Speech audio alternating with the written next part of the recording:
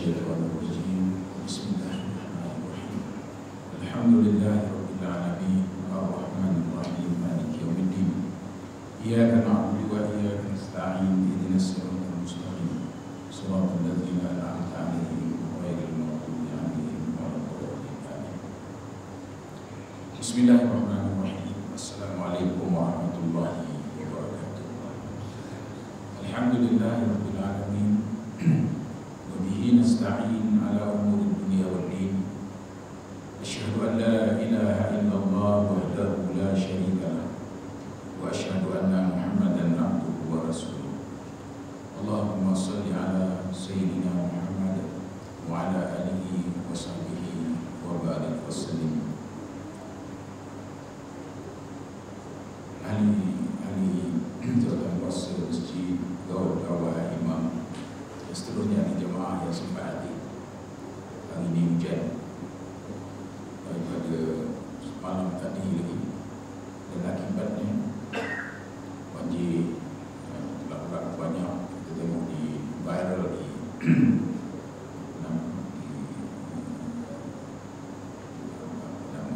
media massa, media medsos itu.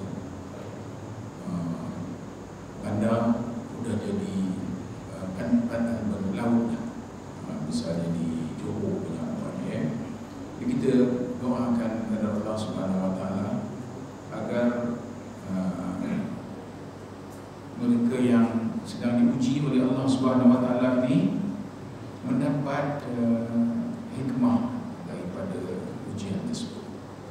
Dan kita juga diberitahu bahawa hasil gempa bumi misalnya yang melanda Turki dan Syria, kematiannya sudah melebihi 40,000 ya, 40,000. Dan kalau kita baca, kita sendiri nangis tengok bagaimana kalau kita menengok itulah rupanya yang kita sebut, kita sekarang imam baca selalu iza zulzilatil ardu zilzalaha.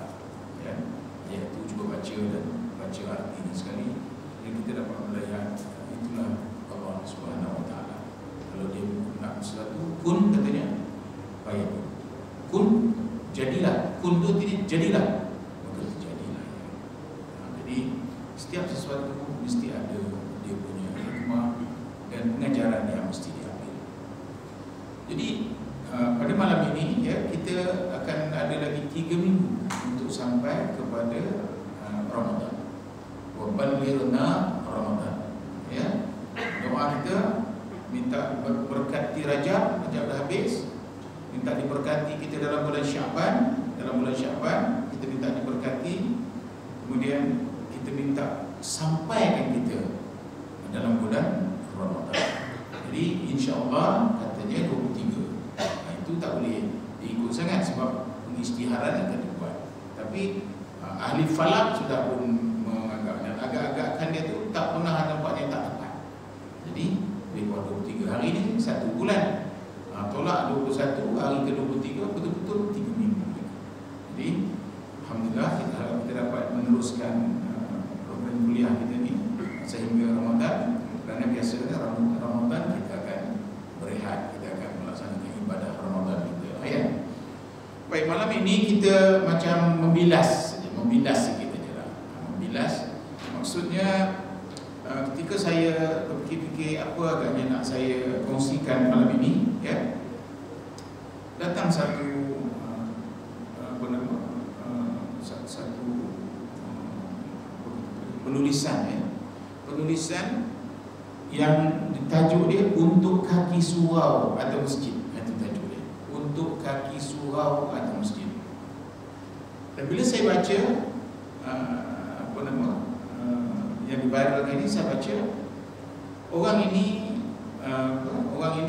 nampaknya bukan ulama besar, tetapi dia aktivis, dia aktif, orang yang aktif agama dan suka memudahkan, meringkaskan supaya orang faham, supaya orang tenang, supaya orang gembira, supaya orang rasa yakin. Kalau tenang, gembira, yakin Muslim tu termasuk dalam apa yang kita kongsi dulu, afsus salam, menyebarkan salam. Jadi apa pasal saya sebut bilas? Saya sebut bilas kerana katanya kalau kakimu tidak membawamu ke masjid, bagaimana ia akan membawamu ke syurga? Beruntunglah orang yang digelar kaki masjid, sekurang-kurangnya mereka mendapat 11 ganjaran. Itu yang disebutkan oleh yang menulis ni. Tapi yang menariknya itu ialah kerana setiap apa yang ditulis itu dinotkannya. Di mana ambilannya? Dari Al-Quran, dari hadis, dari perawi. Ini yang saya kata dia nak mengajak dirinya yakin, lepas itu kongsi. Dia dah yakin, dia nak ajak orang pun kongsi. Menyedapkan hati kita yang dah mula rajin ke masjid ni. Dia kata ada 11, ya, ada 11 ganjaran yang akan diperoleh oleh kaki masjid. Di sini disebut kaki masjid, iaitu orang yang membiasakan dirinya ataupun membudayakan dirinya ke masjid atau ke surau. Ya, baik. Kita terus saja sebab saya tengok 11, kita kena banyak-banyak, kita kena baca je, ya. Yang pertama katanya Rasulullah SAW berpesan. Saya sampaikan apa yang dia sampaikan ni, ya. Tetapi saya tengok memang patut kita sampaikan. Kalau tidak dia sia-sia orang yang menulis. Jika kamu melihat seseorang, kata Nabi ini, jika kamu melihat seseorang yang sentiasa ke masjid, maka bersaksikanlah dia adalah orang yang beriman. Orang yang melihat tu hendaklah menjadi saksi bahawa itulah orang beriman. Ini Nabi sebut ni. Ini Nabi sebut. Saya pun dah sebut dulu dah. Tapi ini orang ni dah tulis balik. Saya tengok ada 11, baik kita ambil. Ini kita bilas. Tak payah tulis. Belah habis kan saya bagikan kertas ni satu orang satu. Bawa balik, ya. Print bagi budak baca, ya. Sesungguhnya orang yang memeriahkan masjid-masjid Allah hanyalah orang yang beriman dengan Allah dan hari akhirat. Di mana nak dapat ayat ni? Ayat ni dalam surah At-Taubah. Surah Taubah tu surah yang ke-9 ayat ke-18. Tengok, nanti ada, baca balik sebenarnya. Jadi maksud saya sebab saya keluar ni kerana dia ada nota macam itu. Riwayat Ibnu Majah. Jadi artinya orang yang pergi ke masjid ni ialah orang yang betul-betul percaya kepada agama dia, kepada Allah, kepada Nabi itu. Dia sangat percaya. Kerana akal ni boleh cerita. Kalau kita pergi masjid, kita dapat ini, kita dapat ini, kita boleh cakap tu. Akal-akal kata, ini baguslah, banyak tu, banyak. Tapi belum tentu dia boleh berubah kepada roh, kepada perangai, kepada akhlak perangai. Belum tentu. Kita pun melihat orang pergi masjid. Bila meninggal kita tengok ada special untuk dia. Kita nampak special tu. Wah, ramai benar dia datang sembahyangkan dia. Macam-macam kita nampak depan mata kita. Ini yang panggil fakta. Fakta ni nolong akal berfikir. Tapi belum tentu dia masuk ke dalam dan jadi perangai, jadi budaya. Itu kata iman, itu panggil roh. Jadi kalau kita dah mahu datang tu, artinya kita bukan saja peringkat kita tu bukan saja mendengar, bukan saja lagi menengok, tetapi kita sudah masuk ke dalam itu. Syukurilah. Itu syukurilah. Dan setiap kali kita menengok orang naik motor pergi masjid tu, ya Allah, aku bersaksi, aku jadi saksi, ya Allah, ini orang beriman. Kalau kita tak percaya ke Allah, tak nak dia pergi. Banyak orang-orang pandai agama, banyak tak nak dia pergi masjid. Ada je alasannya. Pandai bagi alasan ni nombor satu ni. Kalau spontan dia, tak dia datang. Bukan mencerdik. Ni yang dikata tadi saya sebutkan. Apa dia? Tanda orang tu beriman, dia suka atau dia membiasakan atau dia mengajar dirinya atau mendekatkan dirinya dengan masjid. dah sebut dulu, ada orang sampai dia tak boleh sembahyang rumah. Dia sembahyang rumah dia rasa tak selesai kerja dia. Dia sampai macam tu. Itu dah menjadi benar. Itu dipanggil ruh agama, ruh Islam tu. Itu yang dipanggil iman, percaya kepada Allah. Apa arti percaya kepada Allah? Apa arti iman? Iman tasdik dalam hati, tasdik bil qalbi. Kemudian apa dia? Lafaz dengan mulut, kemudian lakukan dengan perbuatan. Itu iman. Jadi ada orang yang tasdik bil qalbi je, dalam hati memang dia percaya kepada Allah. Ada yang ni bersama dengan mulut, masyaallah la ilaha illallah, tapi belum tentu dia menjadi dalam perbuatan. Jadi bahagialah ganjaran pertama, dia adalah orang yang beriman. Orang yang berhubung apa batu-batu akan mengatakan ini orang beriman, ini orang beriman. Itu jadi saksi sebelum besok. Dia akan melihat kita perlu kini itu, ya. Kedua, Rasulullah bersabda, sesiapa yang pergi ke masjid jemaah, maka pada satu langkah dihapuskan dosa. Pada langkah yang kedua dicatatkan pahala. Baik semasa pergi atau balik. Riwayat Ibnu Majah, Ahmad dan Ibnu Majah. Jadi barang siapa pergi ke masjid, katanya ganjarannya langkah tu. Kalau motor barangkali satu pusingan roda lah, itu nak mudah faham je lah. Lain-lain tu pulang Allah lah. Mungkin dia pun kira langkah juga dari sana ke sini, berapa langkah. Pakai motor pun kita kira langkah juga. Itu terpulang Allah lah macam mana dia mengira. Tak payahlah kita campur tangan. Tapi maksudnya langkah, kalau kita mula langkah kanan, itu menghapuskan dosa yang ada kat kita. Langkah yang ini pula kan satu pahala. Apa dosa, apa pahala pun. Yang makin jauh makin Allah. Kalau tak percaya Allah, orang tak buat ni. Ya Allah, Allah nak bagi kita macam tu. Tak patutlah kita tak pergi. Tak patut kita tak pergi. Mesti semua orang kata, tak patut tak pergi kan. Jalan menghapus dosa ni. Apa nak menghapus dosa ni? Kita mendengar belajar buat dosa ni akan bawa ke neraka, dosa mana? Tapi penghapusnya apa? Rupanya dia ada penghapus, ada rabah. Masa sekolah kita pensel kalau dia ada rabah sekali belakang. Ada rabah tu semuanya. Rabah ini kadang kita tak guna pun, masih menulis je. Tak elok bonyok. Padahal boleh gosok tu, boleh pakai balik. Rupanya rabah ini tak kita pakai. Itu yang kedua. Kan? Rasa saya faham. Tak payahlah kita ulas banyak-banyak. Yang ketiga, sebelah semuanya ni, berkali setengah jam ni habislah.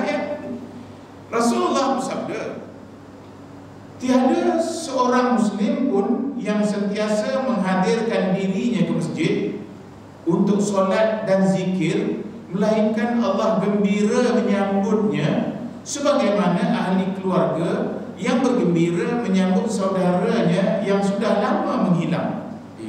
Takkan tak faham apa maksud itu.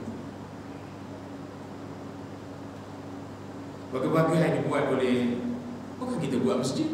Masjid dah dibuat oleh orang. Tapi dah ada orang yang takbir masjid ni. Kita hanya datang. Ini yang dicerita yang datang tadi, bukan yang ngurus masjid. Ini lain cerita.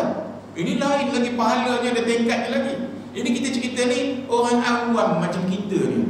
Macam awam, orang datang. Jadi maksud dia, kita tergambar kan, apa arti ihsan? Arti ihsan itu bila kita buat sesuatu, kita nampak seolah-olah Allah tu ada depan kita.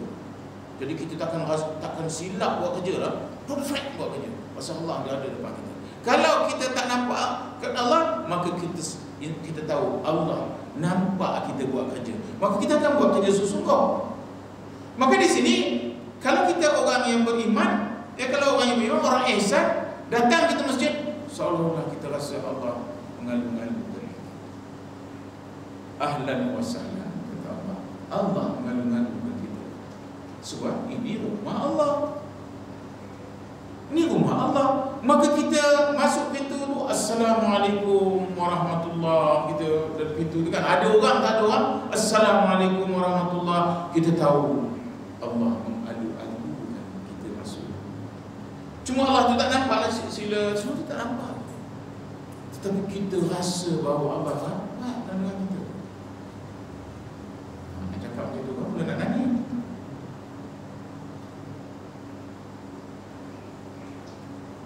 Allah itu ya lebih hampir daripada ini apa nama ni? Orang leher ni. Dekat betul dengan kita. Jadi kita terasa bahawa dia ngiring kita. Rasalah. Jangan nampak pula dia mengiring kau, dah salah pula agama awak tu. Ya. Awak rasa seolah-olah pasal ni ada hadis Nabi kata ni. So hati kita nampak tak cicak kita, tak payah tunggu siap. Tempatnya ada cuci sikit, bersihkan. Tak payah nak komplain orang. Apa rasa tak bagus, nampak je. Ada, kita buatlah je kerja tu. Supaya bantu kerja-kerja pengurusan. Sebab orang yang ada masjid ni, dia biasa tengok, dia tak nampak apa cacat. Orang datang sesekali nampak. Dia nampak, jangan nekuk, buat je kerja. Kerana kita kata kita dialu-alukan oleh Allah Subhanahu Wa Taala. Jadi kalau ada orang datang masjid, dia orang tak ada meraihkan saya pun. Saya ni kan orang hebat. Bukan tak suruh dia duduk depan. Patut letaklah saya sat depan. Tak ada lah saya pergi. Itu orang tu parah dia punya iman. Parah iman orang tu. Iman yang sebenarnya adalah Allah dah kata, wahai umat Islam, siapa datang masjid, sat depan dulu. Kalau engkau tahu lah katanya apa kelebihan duduk sat depan, tentu berundi. Takkan boleh duduk-duduk saja. Tentu berundi. Tapi kamu tak tahu, maka kamu tak ada. Sat depan dulu, kedua, ketiga, keempat, kelima. Kalaupun dia seorang Perdana Menteri, kalau dia lambat, dia belakang lah. Mana pula boleh? Awak tolong tak boleh. Sebab itu cara Islam membuat ini. Itu pengajaran ya. Yang keempat ya, Rasulullah bersabda, ada 3 golongan, semuanya dijamin Allah. Ketika hidup, dia diberikan rezeki dan kecukupan. Apabila mati, dia masuk syurga. 1. Kedua, sesiapa yang keluar rumah untuk ke masjid, maka dia dijamin Allah. Ketiga, sesiapa yang keluar demi untuk berjuang di jalan Allah, maka dia dijamin Allah. Ada 3 orang yang Allah jamin. 1 ya, yang dijamin masuk surga. Pertama, sesiapa yang masuk ke rumahnya memberi salam, rumah dia sendiri, itu dijamin Allah masuk surga. Ini yang kita kata yang kadang-kadang kita tak pernah dengar ya.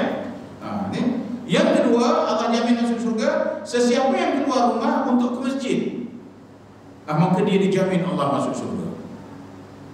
Yang ketiga, sesiapa yang keluar demi berjuang di jalan Allah, maka dia pun dijamin Allah. 3 perkara. Ini riwayat Al-Bukhari dalam Adab Al-Mufrad. Kadang-kadang orang tak nak cakap yang macam-macam ni. Orang kata apa dah ni, macam pujuk-pujuk kita, tak payah dia pujuk. Jangan. Ini dia. 3 golongan ini Allah jamin dia masuk surga. 1 daripadanya, sesiapa keluar rumah untuk ke masjid. Yang kelima, tidak berkumpul suatu kaum di mana-mana rumah Allah. Mereka membaca kitab Allah, mengkajinya secara mereka, sesama mereka, melainkan diturun kepada mereka ketenangan, diliputi rahmat, dan malaikat meneduhi mereka, dan Allah menyebut-nyebut mereka di depan malaikat. Ini riwayat Muslim. Bila ada majlis macam ni lah.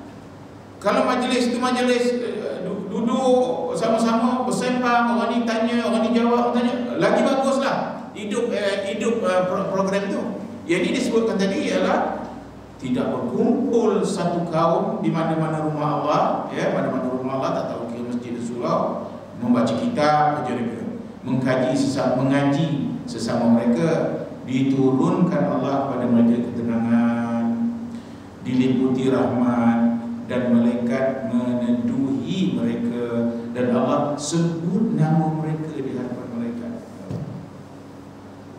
Kalau Allah sebut nama kita di hadapan malaikat, malaikat tak berani usik kita. penghulu tu berkawan dengan kita, orang lain pun tak berani mengacau kita dah. Jangan itu orang buat penghulu, kata orang kan. Polis pula, polis rapat dengan dia, jangan main-main, dia kan report ni kan mati kita. Itu dengan polis. Kalau dengan raja, kalau dengan Perdana Menteri, gitulah contoh. Raja tak payah, dia tu anak murid kanan guru silat, dengan tak ada orang dekat. Ini Allah nyebut, ini disebut oleh hadis tau. Allah sebut nama mereka di hadapan malaikat. Itu siapa? Kita. Yang mau duduk meninggalkan drama rumah dulu. La ilaha illallah Muhammad Bazida sambung drama. Yang eloknya adalah zikir-zikir sekejap dalam 10 minit. Subhanallah walhamdulillah wala ilaha, supaya orang selesai maghrib. Tidak sambung. Tak tahu macam mana ngerupanya orang tu semayang. Ada orang yang tengok drama ni, la ilaha illallah, dia tak boleh tinggal sikit pun nak ditengok habis. Nampak? Tidak membantu. Tapi apa nama TV apa nama dia panggil? Hijrah okey. Ya dah. Sebelum semayang dia dah mula apa nama zikir-zikir dia dah mula sampai kita hafal. Saya hafal saya pasal menengok dia tu kan. Adalah benda nak dibaca lepas tahajud, nak sonong-sonong, menggembirakan hati. Hasbi Rabbi Jallallah ma fi qalbi ghairillah Nurul Muhammad Sallallahu la ilaha illallah. Lepas tahajud, apa nama, membunyikan suara di rumah kita seseorang atau di masjid, mujuk hati sendiri. Itu dekat TV itulah kita mengamal banyak, betul ya. Jadi dah, itu tadi yang ke-6 ya. Ada 6, ada 5 lagi. Ada 7 golongan yang akan dinaung Allah dengan naungannya pada hari yang tidak ada naungan selain dari naungannya. Seseorang yang hatinya terpaut kepada masjid. Riwayat Bukhari. Dalam riwayat Malik, seseorang yang hatinya terpaut ke masjid sehingga dia kembali ke situ semula. Terpaut ke masjid, hari ini, esok datang lagi, itu ke semula, kembali semula. Ini riwayat riwayat Malik. Baik. Apa maksudnya? Ada 7 golongan yang akan dinaung Allah dalam naungannya. Ini ustaz-ustaz banyak kat sini mesti dah baca dah ayat Quran ni, hadis ni ya. Yang mengatakan salah satu daripada yang dapat naungan itu ialah lelaki yang hatinya terpaut dengan masjid-masjid. Terpaut dengan masjid. Banyak benar rupanya peluang kita membasuh dosa, membasmi dosa, meraba dosa, memadam dosa. Banyak benar rupanya. Apakah benda ni tak sampai, ataupun cara nyampai tak kena? Itu dia. Cara nyampai agaknya tak kena. Kalau boleh kita berpindah pada ini, supaya setiap bapa akan nyampai kepada anak. Setiap bapa akan sampai kepada anak. Supaya anak itu tidaklah kita je ke masjid. Lepas kita ni nanti tak ada dia pula nyambung kerja kita tu. Orang kata itu anak Ustaz Zainal. Alhamdulillah anak dia betul. Kan? Nyambung kerja bapa. Ada lagunya kata bahawa iman ni tak boleh dipusaka punya. Tak boleh. Dia tertakluk pada masing-masing dia. Ya, tak boleh kita kata kalau kita ustaz, anak kita ustaz. Saya sarang pun tak ada anak saya ustaz. Seorang pun tak ada anak saya ustaz. Bayang. Ada Al-Hafiz Maulana Yusuf namanya, daripada India. Isterinya 4, anaknya 5 58 hafiz Quran semua. Awak isteri satu je, anak 2 mengaji pun tak lepas. Dia nak 58 semua hafiz Quran. Bermakna bukan soal kahwin seorang atau kahwin banyak. Macam mana ngurus sebenarnya kan? Macam mana ngurus, macam mana mendidik, macam mana itu sebenarnya kan? Tapi kadang-kadang kita membuat songsang, yang kita marah tu ialah ini. Tapi sebenarnya kita tengok ada orang elok semua anak bagus. Itu contoh. Jadi sampai tidak apa itu naungan Allah di padang mahsyar nanti, padang terpukul kosong, pokok tak ada, apa tak ada. Waktu itu kita perlu ada naungan. Maka yang dinaung oleh Allah ialah orang yang disebut tadi, seorang yang hatinya terpaut ke masjid. Tujuan itu supaya kita terpaut ke masjid. Caranya terpulang. Saya terpaut ke masjid ini kerana itu ada orang bersyukur di masjid ini, masjid pulang. Kalau banyak duit, cara macam mana? Saya tak puas hati dengan ini, saya nak tukar ini, buat ini, bagi duit macam ni. Tak kisah lah. Ini yang dipanggil terpaut hati ini, bukan artinya pergi semayang aja. Terpulanglah apa caranya. Ada orang bila nampak aja ada kotak nak ke masjid, dia punya poket masuk. Itu yang dipanggil terpaut pada masjid. Dalam maksud yang saya faham. Bukan artinya ya ini salah satu daripadanya. Orang awam biasa senang lah, inilah yang senang. Tapi kita nak bawa kepada orang-orang yang lain luar biasa, terpulang pada kekuatan awak untuk disebut panggil apa nama ni, yang dipanggil terikat hatinya dengan masjid ya. Dia satu kampung tengok teruk dalam masjid, pun suara yang ngongeng. Dia pun kata, jawatan kuasa ni siapa? Saya nak wakaf buat. Itu orang yang mampu lah. Cara dia lah. Kan semua orang bagi kemampuan kan. Jadi bila orang mampu tu Allah uji dia pula dengan kasih sayang yang kata tu macam mana. Besok dah nak sampai ke sini dah sampai hukum ni nyawa tu baru saya nak sekah ni sana, sekahnya. Masa itu dah orang punya dah tu. Susah. Sebab buat dah awak buat ya. Dan masa itu tak payah lagi lah. Tak laku dah tak pakai. Baik. Ketujuh, Rasulullah SAW bersabda, berilah kabar gembira kepada orang yang selalu berjalan kaki dalam kegelapan malam demi menuju ke masjid, bahawa untuknya cahaya sempurna pada hari akhirat. Riwayat Al-Tirmizi. Kalau gelap pun pergi, maksud dia tu kita bawa lampu terang, itu kita bawa lampu. Nabi menyebutkan kalau malam gelap, kalau awak berlampu, awak beli bateri lampu tu menerang tu, itulah pahala awak, itulah yang awak dapat. Tetapi yang ini disebutkan cahaya pada waktu kita memerlukannya nanti. Bila kita memerlukan cahaya dalam kubur, mana ada lampu? Kita banyak kali masuk kawan dalam kubur, mana ada lampu, tak ada, gelap. Susah nak cakap.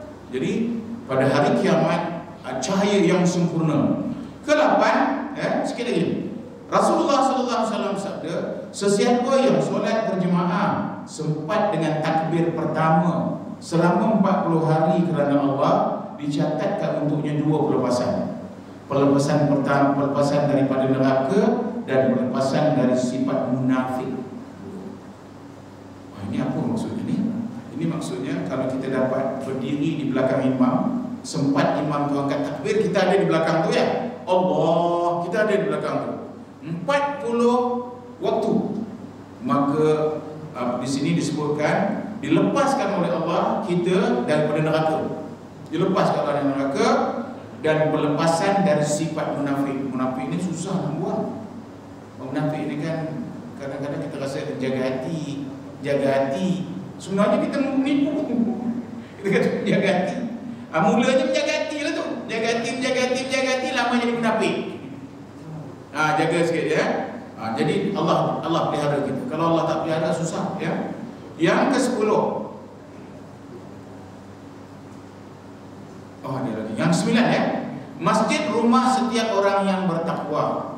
Allah telah jamin sesiapa yang masjid menjadi ibarat rumahnya. Ini saya dah baca dulu. Dengan keluasan, kerehatan dan kemudahan melepasi sirat menuju keredaan Tuhan nanti. Dia dapat melepasi sirat. Ini kita dah baca dulu. Yang 10, Rasulullah bersabda, tadi riwayat Al-Baihaqi ya. Yang ke-10, sesiapa yang berpergian pada waktu awal pagi atau petang menuju ke masjid, Allah akan menyediakan baginya tempat atau hidangan di dalam syurga setiap kali dia pergi ke masjid pada awal pagi dan petang. Maksudnya saya tak payah terang. Ini Allah akan menyediakan baginya tempat atau hidangan di dalam syurga nanti setiap kali dia pergi masjid dan awal pagi petang. Dikira tu. Baik. 11. Allah berfirman, Demikianlah dan sesiapa yang mengagungkan syiar-syiar Allah, maka kerana hal itu satu kesan ketakwaan di hatinya. Surah Al-Hajj ayat 32. Dan Allah juga berfirman, sesungguhnya orang paling mulia di sisi Allah ialah yang paling takwa, iaitu Hujurat ayat 49. Apa kaitannya dengan takwa ni? Takwa ni kan ia orang yang ikut perintah Allah, tinggal larangan Allah. Apa perintah Allah? Ke masjid itu perintah Allah, maka dia mengikut perintah Allah dipanggil orang takwa, orang taat, orang yang takut kepada Allah. Maka oleh kerana itu dia dianggap sebagai orang yang dia datang ke masjid itu salah satu daripada perintah Allah. Dan Allah dan Rasul sebut apa kebaikan, kelebihan, dia yakin dan percaya dengan benda-benda itu. Jadi untuk tujuan tersebut, saya kata kita bilas tadi, perah elok-elok. Jadi dia jadi satu ringkasan, ya. Jadi kertas ini minta tolong sampaikan dekat semua supaya ada bahan balik kalau nak cerita, suruh baca dulu dan sebagainya. Saya tengok bahasa ini mudah. Dan kalau kita ada peluang-peluang macam ni, tuliskan satu je, ambil satu. Ambil satu, nombor satu. Tulis kembali dekat nombor satu. Nombor satu, saya nak menyampaikan, nak viralkan ini ialah 11 hari. 11 kelebihan orang ke masjid. Hantar dalam grup WhatsApp kampung kita ni, hantar. Hari pertama kita tulis ni, yang kedua ni, 3, 4. Kemudian bilas balik 11. Itu yang diringkaskan oleh seorang yang saya agak bukan ulama. Kalau kita tanya ulama bukan 11. Oh, ada macam-macam lagi yang tak disebut kat sini. Kelebihan sembahyang dalam masjid dan sebagainya, macam-macam. Jadi di sini marilah kita ringankan kaki kita untuk menjalani gerak kerja pergi ke masjid. Sampai di masjid, kadang-kadang kita rasa kita tak pandai lagi tak apa. Yang penting kita ambil peluang dulu, suka kat masjid dulu. Bila dekat suka masjid, saya tengok kuliah-kuliahnya pun dah rata dah, no. 2 hari pun ada.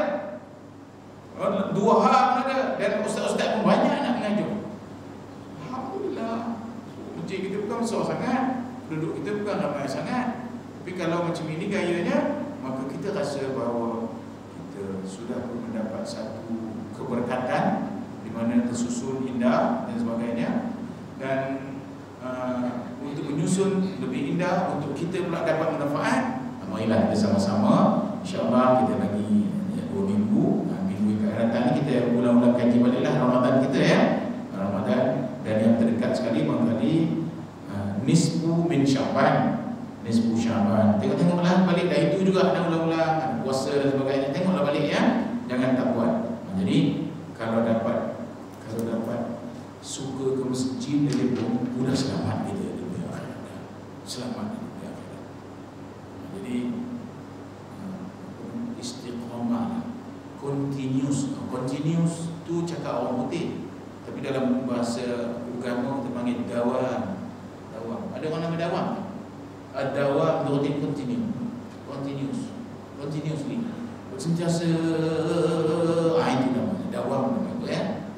Jadi baiklah, semoga Allah Subhanahu wa taala memberi keberkatan kepada ilmu-ilmu yang